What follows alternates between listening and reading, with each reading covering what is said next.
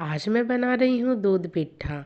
तो आप लोगों के साथ भी शेयर कर रही हूँ। इतनी रसीली और इतनी अच्छी बनेगी, एकदम सॉफ्ट सी, कि रसगुल्ले भी फेल हो जाएंगे। और देख सकते हैं कितनी सॉफ्ट बनी है। तो आप भी इस तरीके से बना सकते हैं। बहुत ही टेस्टी लगती है खाने में। तो चलिए स्टार्ट करते हैं बनाना।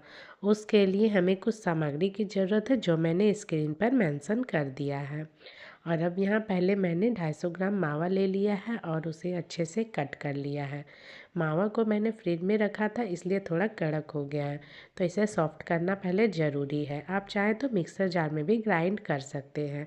मैंने इसे हाथों से, चाकू से कट किया है और इसे एक कढ़ाई में ऐड कर दिया है। अब इसे तब तक भूनेंगे जब तक कि ये अच्छे से मेल्ट ना हो जाए। और जब ये मेल्ट होने लगे तो फिर इसमें चीनी ऐड कर देंगे। ज़्यादा हमें चीनी ऐड नहीं करनी है, 2 टेबल स्पून के लगभग ही ऐड करनी है। हल्का मिठास आ जाए मावे में, उसके बाद फिर जब ये ठंडी हो जाए तो हाथों से मींच कर अच्छे से डो रेडी कर लेंगे। यहाँ मैंने पानी को उबाल लिया है और उसमें चावल के आटे को ऐड कर दिया है और उसे उबलते हुए ही हमें चलानी है। एक चीज़ का ध्यान रखें, पानी अगर उबल ना रहे हों तो अच्छे से हमारी आटा रेडी नहीं होगी। तो इस चीज़ का ध्यान रखें। अगर नहीं उबलेगी तो ये फट जाएगी बनने के बाद। तो ये चीज़ का ध्यान रखें। अब हमें इसे हाथों से मेंचते हुए ठंडे होने के बाद डो फॉर्म में ले आनी है। देख सकते हैं सॉफ्ट सा डो रेडी कर लिया है। अब जिस तरीके से हम लोग रोटियां बनाते हैं वैसे ही छोटी छोटी लोइयां तोड़ेंगे और फिर हाथों से गोल करेंगे और बीच में एक कटोरी बनाते हुए गोल करते जाएंगे और ये एकदम अच्छे से रेडी हो जाएगी। अब इसमें बीच में थोड़ा सा मावा रखेंगे, यानी बीच में मावा भरेंगे और फिर जिस तरीके से हम लोग सत्तू पराठा वगैरह बनाते हैं वैसे ही हमें हाथों से गोल करते हुए ऊपर से तोड़कर निकाल लेनी है। और इसी तरीके से हमें सारे रेडी कर लेनी है।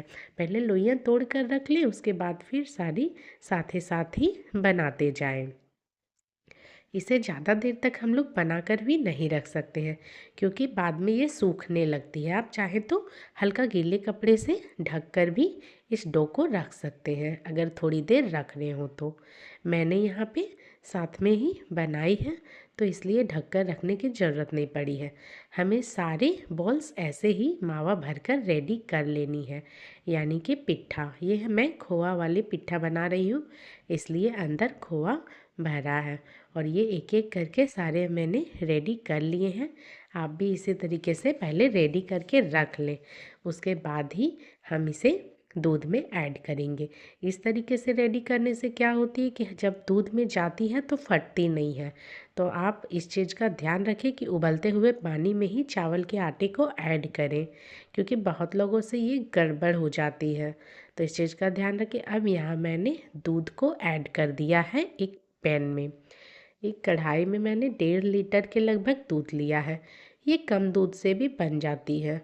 चीनी भी मैंने साथ में ही ऐड कर दिया है। चीनी जितना आप दूध लेंगे, मिठास, यानी कि लगभग मैंने 250 ग्राम के लगभग चीनी लिया है।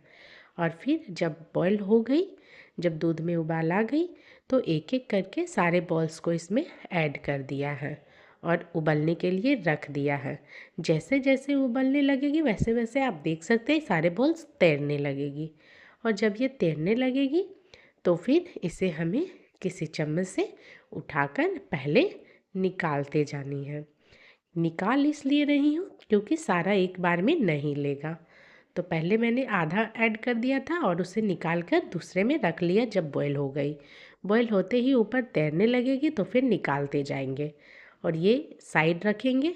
फिर जब अच्छे से बॉयल हो जाएगी, सारे पक जाएंगे, तो फिर सारे बॉल्स हमें इसमें एक साथ ही ऐड कर देनी है और उबलने के लिए थोड़ी देर और छोड़नी है, यानी कि आधी लगभग हो जाएगी। जब छनक कर आधा हो जाएगा तो फिर गैस को ऑफ कर देंगे और गर्मा गर्म ये खाने के लिए रेडी है। ठंडे में भी बहुत ही टेस्टी बनकर रेडी होती है। आप जैसे चाहे वैसे इसे सर्व कर सकते हैं, रोटी के साथ या ऐसे भी खा सकते हैं। वैसे बच्चों को भी बहुत पसंद आती है। अब इसे सर्व करें और एक मैं आपको तोड़कर भी दिखाती हूँ। देख सकते हैं कितने अच्छे से सॉफ्ट हैं और खाने के लिए बिल्कुल रेडी है। तो कैसी लगी वीडियो, लाइक ज़रूर करें और कमेंट करके ज़रूर बताएं। Thanks for watching.